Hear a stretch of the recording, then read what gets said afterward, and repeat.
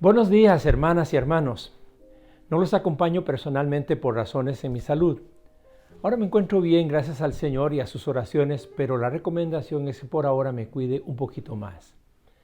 De verdad que mi esposa y mi familia, así como este servidor, les estamos muy pero muy agradecidos por las muestras de amor que nos han prodigado en este tiempo.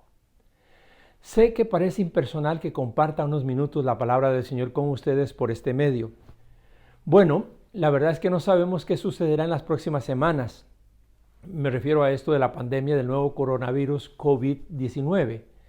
Si llegáramos a tener que suspender las celebraciones presenciales, entonces recurriremos a celebraciones virtuales. Pero quiero enfatizarle algo. Lo importante es que la palabra de Dios siga corriendo y que el pueblo del Señor pueda estar unido, sobre todo en tiempos de dificultades como los presentes. Sé que millones de cristianos hoy mismo en el mundo estamos unidos en oración y en adoración al Señor. Así que qué bien que podemos hacerlo, aunque sea por este medio.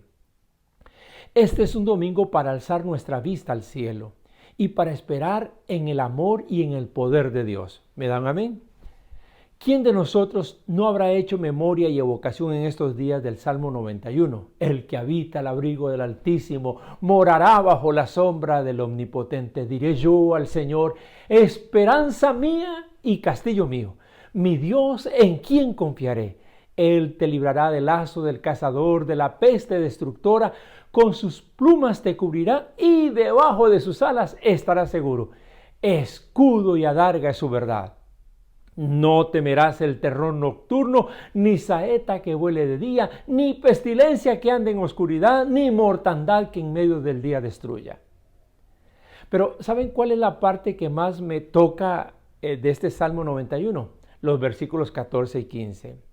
El Señor hablando dice, por cuanto en mí ha puesto su amor, yo también lo libraré, le pondré en alto, por cuanto ha conocido mi nombre. Me invocará y yo le responderé, con él estaré yo en la angustia, lo glorificaré y lo libraré. Aleluya, así es como dice el texto.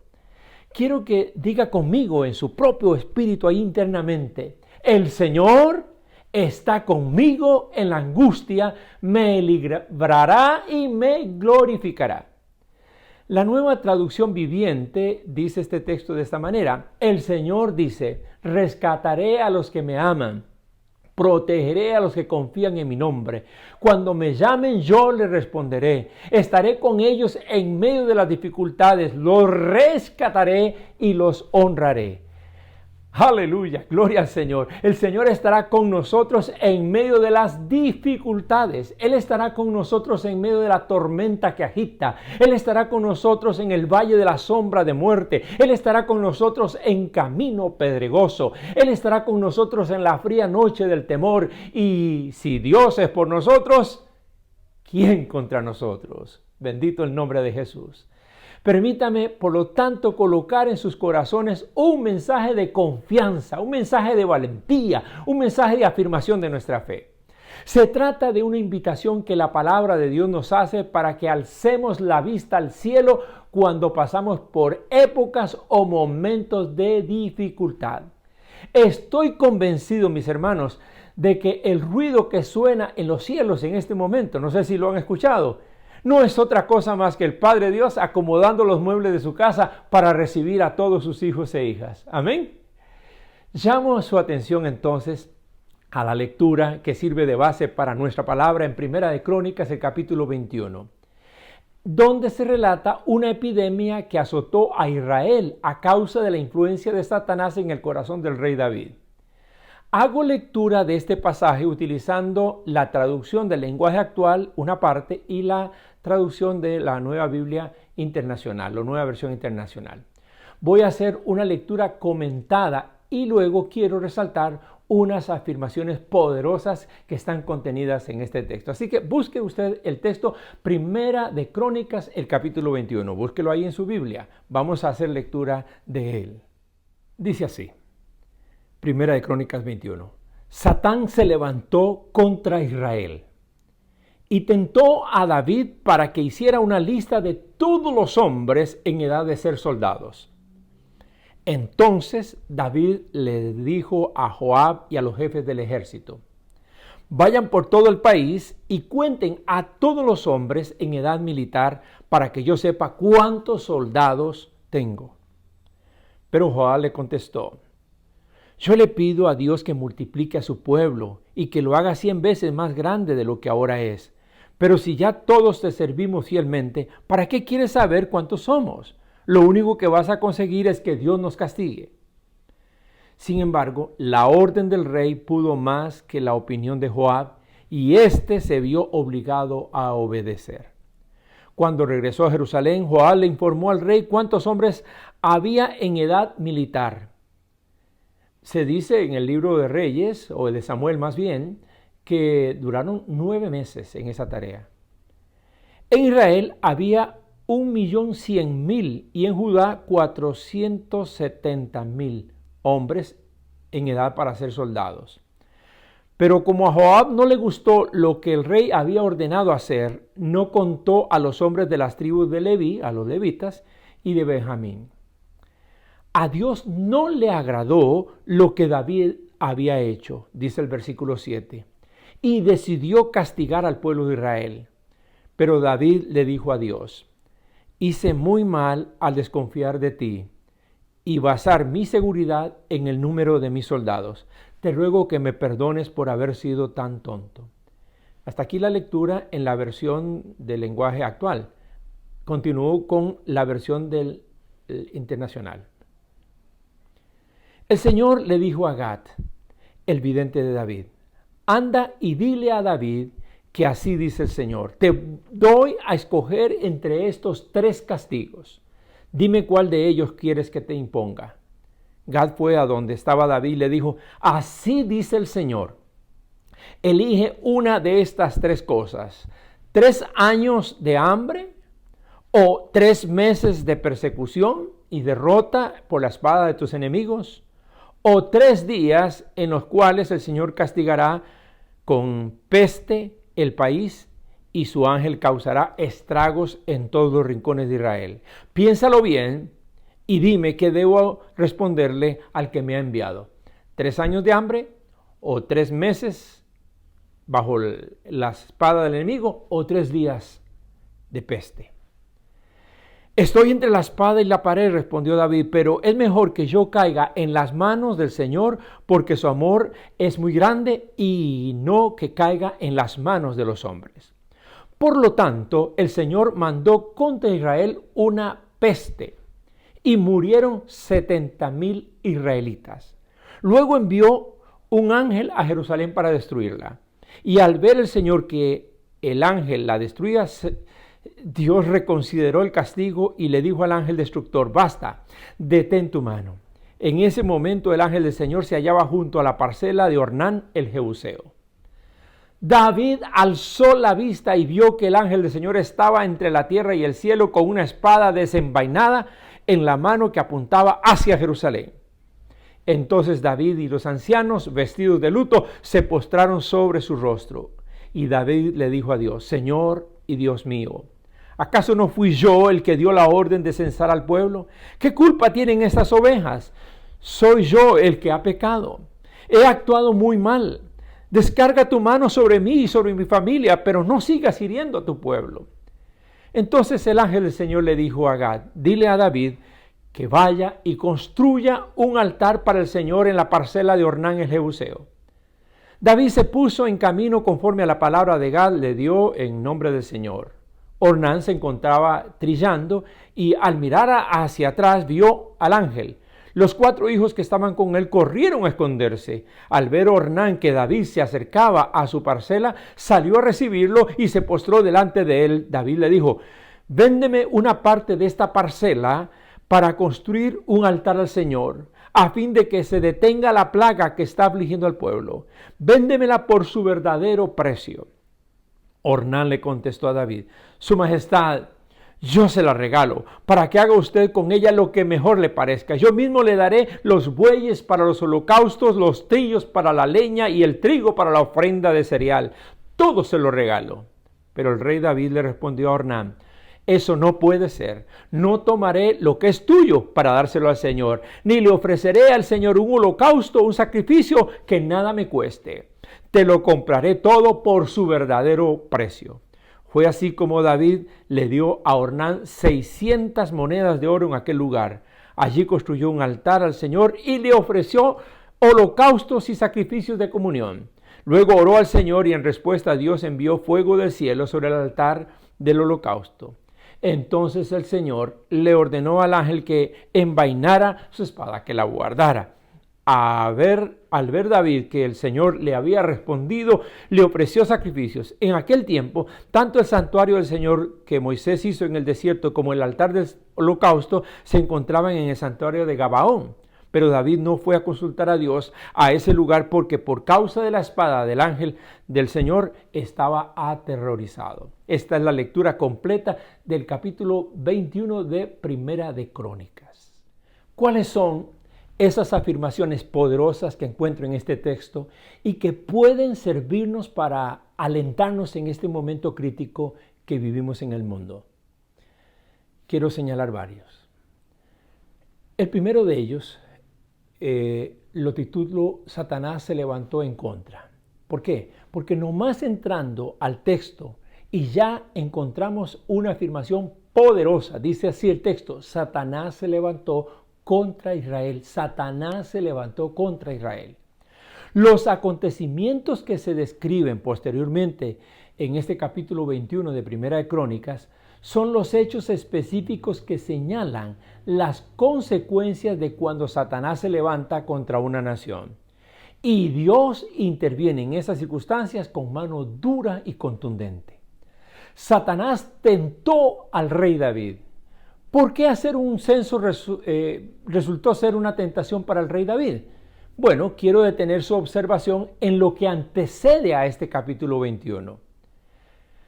Quiero detener su observación en lo que antecede a este capítulo 21. Deténgase en el capítulo 18. Allí se cuenta que David derrotó y sometió a los filisteos. Se cuenta también que conquistó a los moabitas, que derrotó al rey de Sobá, que les capturó 7,000 jinetes y 20,000 soldados, que se apoderó de 1,000 carros de combate, que le quebró las patas a 1,000 caballos de los enemigos, mató a 22,000 soldados sirios, sumó a eso la muerte de 18,000 edomitas, y en el capítulo 20 se narra sobre la conquista de Rabá, y se alude cómo fue que aniquiló a los gigantes descendientes de Rabá, parientes de Goliat. Impresionante la fuerza militar de David y de su ejército. La clave de todos estos triunfos estaba en lo que afirma el capítulo 18, versículo 6 de Primera de Crónicas. Dice: y el Señor le daba a David la victoria donde quiera que iba. El que ganaba las batallas era el Señor. La fuerza estaba en el Señor y por lo tanto la gloria le pertenecía al Señor. Pero si observa el capítulo 21, versículo 2, dice que David dio esta orden: vayan por todo el país y cuenten a todos los hombres en edad militar para que yo sepa cuántos soldados tengo. David estaba haciendo cálculos de su fuerza militar. Quería saber cuántos soldados tenía para las próximas batallas. Es como si el saberlo le diera confianza para ir a cualquier batalla más. Estaba olvidando que el que gana las batallas es Dios. Estaba intentando imaginar la gloria de su propia fuerza personal. Estaba tratando de compararse él con los demás y sobre todo con los demás ejércitos o las fuerzas militares de entonces. Se parece a las tentaciones que Satanás le puso a Jesús cuando entre ellas le dijo: convierte esta piedra en pan. Es decir, deposita tu confianza en tu propia creatividad, en tu propia gestión.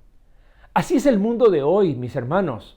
En aras de la ciencia y de la racionalidad, el mundo acrecienta la enseñanza de poner la confianza en la tecnología, en la riqueza, en el poder, de poner la confianza en la influencia política, de poner la confianza en los ídolos de este mundo. Tenemos décadas y décadas de ver a una sociedad buscando por su propia fuerza lo que quiere, su riqueza propia, su competitividad desleal, demostrar que podemos hacer una torre como la de Babel para llegar por nuestros propios medios a nuestro propio cielo. De manera sutil y también abierta, estamos siendo inducidos por el sistema de este mundo a establecer nuestras propias medidas de capacidad, nuestra autosuficiencia, nuestras propias listas de con quién contamos para causas completamente temporales y vanas y para glorias completamente ridículas. Satanás se está levantando en cada una de las naciones donde sus gobernantes le llaman bueno a lo malo y malo a lo bueno. El narcisismo es uno de los cultos más activos en la sociedad de hoy, solo comparable con el relativismo moral y con la indiferencia ante la necesidad y el dolor humanos. Con tendencias así, mis hermanos, ¿qué podríamos esperar que sucediera en el mundo? ¿Qué podríamos esperar con ese tipo de pensamiento? ¿Dónde están hoy los Joab que levantan su voz para decirle a los gobernantes de este mundo que tales vanidades solo pueden traer desgracia? Es así como topamos con el versículo 4. La orden del rey pudo más que la opinión de Joab. Léalo. La orden del rey pudo más que la opinión de Joab. En otras palabras, lo que este texto quiere decir es que David fue, en aquel momento, al menos, un típico gobernante que no escucha razones ni vuelve su corazón al mandamiento de Dios.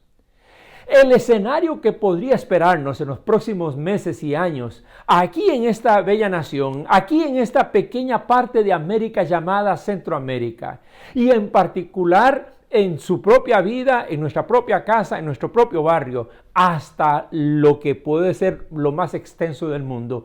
Lo que puede esperar es un escenario de grandes dificultades económicas y de grandes explosiones sociales. Estamos avanzando a pasos agigantados, óigamelo bien, estamos avanzando a pasos agigantados hacia una gran tribulación como no la ha habido antes ni la habrá jamás. No estoy intentando ser un predicador alarmista, porque si nosotros no somos capaces de alarmarnos con lo que ha estado sucediendo en nuestra sociedad en los últimos años y lustros, ¿cómo podríamos llamarle alarmismo a visiones proféticas que Dios advirtió de antemano? Vemos alrededor nuestro. Miles de personas salen a las calles para afirmar el valor de la familia, los valores morales de la fe cristiana fundamentados en la relación hombre y mujer. Y sin embargo, la orden del rey puede más. Se hace de oídos sordos. Millones de personas en una nación anhelan vivir en democracia, es decir, ser ellos los legítimos definidores de su propio destino. Y sin embargo, la orden del rey puede más. El 80% de los habitantes del mundo, óigase bien, el 80% de los habitantes del mundo claman por condiciones de vida digna y por una mejor distribución de la riqueza. Y sin embargo, la orden del rey puede más, otorgándole el 80% de la riqueza al 20% restante de los habitantes. Millones de dólares, pero estoy hablando de cantidades realmente impensables, se utilizan en armamentismo, se trafican en droga, se llenan los bolsillos de las grandes empresas farmacéuticas del mundo, todo con lo cual se acabaría el hambre y la pobreza del mundo, y sin embargo, la orden del rey puede más. No, mis hermanos y hermanas. No. Dios no está indiferente ante aquellos hombres, gobernantes y dirigentes de naciones y de grandes transnacionales cuya orden está por encima de la voluntad de Dios. Al final, créamelo, imperará la soberana voluntad de Dios. Al final, así será.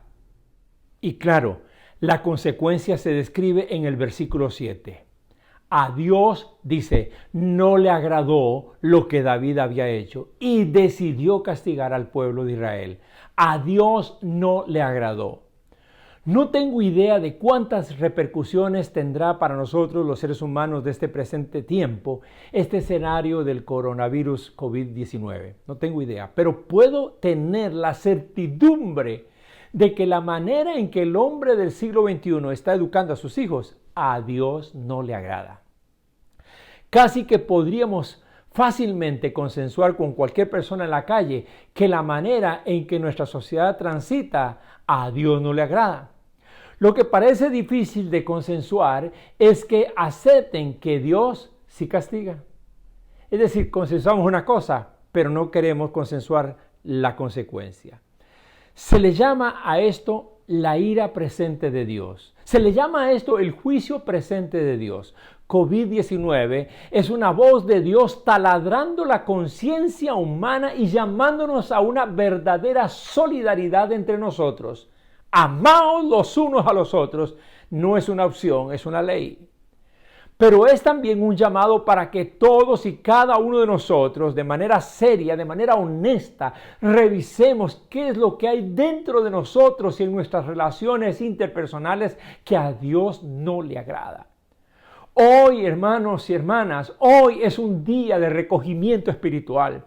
Es un día para salir de aquí, de este lugar, con un llamado de atención de parte del Señor. Puedo asegurar que cuando todo esto haya pasado, no seremos iguales. Espero que seamos mucho mejores y que Dios haya hecho con nosotros cosas poderosas. ¿Usted me da un amén? El Señor le habló al profeta Gad. Lo envió ante el rey David para que él eligiera uno de los 3 castigos posibles. Los 3 castigos. David huyó de la alternativa de que el pueblo pasara 3 años de hambre. David huyó de la posibilidad de 3 meses de destrucción a espada de los enemigos de Israel. David creyó en una especie de epidemia benigna que vendría de la mano de Dios y que sería más benevolente. Y optó por 3 días nada más. La Biblia dice que en el principio Dios hizo al ser humano a su imagen y semejanza. Pero el mundo de hoy está empeñado en hacer un Dios a nuestra imagen y semejanza. Somos como David. Poco a poco nos hemos ido formando la idea de que a Dios se le puede manejar de alguna manera porque Él es compasivo, tan amoroso, tan bueno que puede hacerse de la vista corta con todas las desviaciones a las que nosotros les llamamos pensamiento moderno o actual. Hemos ignorado que si bien Dios es amor, también es fuego consumidor, dice Deuteronomio 4:24, entre otras alternativas que tiene la Biblia para afirmar este concepto. Los 3 castigos aquí en este texto indicados no son otra cosa más que la evidencia de formas de cómo Dios actúa corrigiendo la inmoralidad y la barbarie humana. ¿Quién es capaz de ver en una gran hambruna la mano disciplinadora de Dios? ¿Quién? ¿Quién puede ver la mano de Dios en un conflicto bélico, en una guerra? ¿Hay alguien aquí que puede ver la mano de Dios en medio de esta pandemia de COVID-19? Me pregunto, ¿habrá alguien aquí? Hasta que alcanzamos a llegar al verso 16. Dice allí, David levantó la vista y vio que el ángel del Señor estaba entre el cielo y la tierra con su espada desenvainada. 70,000 hombres y mujeres inocentes habían quedado muertos en las calles de Israel antes de llegar el ángel a Jerusalén en muy poco tiempo. Y cuando la espada del ángel del Señor estaba lista para penetrar la capital de Jerusalén, donde habitaban miles de hombres y mujeres, David levantó la vista al cielo. Dígalo conmigo, David levantó la vista al cielo. No fue simplemente una mirada. Miró hacia Dios con una profunda humillación y súplica. Un hombre empecinado había llevado a su nación al dolor y a la muerte, como suele suceder cuando hay empecinamiento en el ser humano.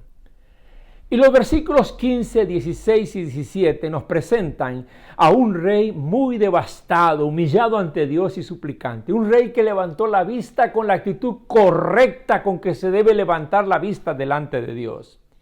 Y es entonces, y solo entonces, cuando la espada de Dios se detuvo allá por el año 1000 antes de Cristo. Lo demás ustedes ya lo saben, ya lo leímos. David entregó a Dios un sacrificio de gran precio personal como gratitud y como humillación. Digo yo, ay de los que en medio del quebranto no alzan su mirada al cielo. Ay de los que manipulan a los pueblos por ansias de poder. Ay de aquellos que se aferran a darle a Dios lo que tiene poco valor. Ay de los que retienen lo que solo pertenece al Señor, incluyendo la gloria y el honor. Dios nos llama, mis queridos hermanos y hermanas, Dios nos llama esta mañana y durante este tiempo que viene, es un tiempo de expectación y de alarma, a alzar nuestra mirada hacia Él con un corazón honesto y humillado. Solo eso, mis queridos hermanos, detendrá la espada de Jehová. Solo esa actitud detendrá la espada de Jehová.